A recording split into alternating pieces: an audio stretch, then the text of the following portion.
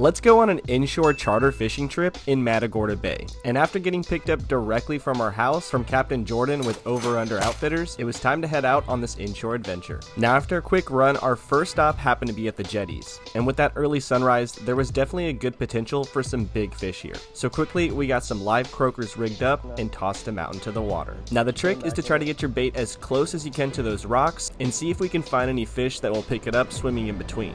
And sure enough, something big picked up my bait. How do you hook this grip? We're on.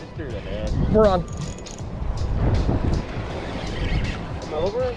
Now right away, with the way that this fish was fighting and all the action that we've had this week, I knew that I was hooked up onto a good shark. And after an intense battle, we finally got him flipped up onto the boat, and as you can see, it was a good little black tip. And a lot of people have been telling me that these are really good eating fish, so I decided to take this one home with us today. And after about another 30 minutes of catching non-stop shark, breaking off rigs, and losing bait, it was time to make a move inshore to go try to find some trout or some redfish. And after getting to our spot and rigging up a shrimp, I gave it a cast out and started waiting for a bite. So what I do, Jerry, is like we're drifting, so we're fine, but I like to just pop it so it doesn't get in the grass, you know, stuck in the mud or anything. Oh, he's flipping. He's flicking. Let's run it. Come on. Yeah, we're on.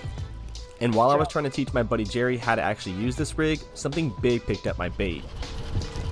It's coming towards the boat. And it happened to be the exact fish that we were looking for, a nice 17-inch speckled trout. And with this guy being a keeper size, he's definitely going home with us. And after this trout, we decided to make a quick move, pulling up to a nice reef where trout love to hang out. And after swapping out our technique to a nice popping cork rig, the trick was to just give it a cast on out there, pop your bait as loud as you could, and wait for a bite. And the trout at this reef were absolutely fired up, with us doubling, tripling, and even quadrupling up, catching a trout almost every single cast, and even every now and again catching some nice redfish and black drum. And after a solid day out there on the water, we decided to call it for the day, catching ourselves a 3-man limit of trout, a nice black tip shark, and even a black drum that was a keeper size. Call me boys on the trout farm.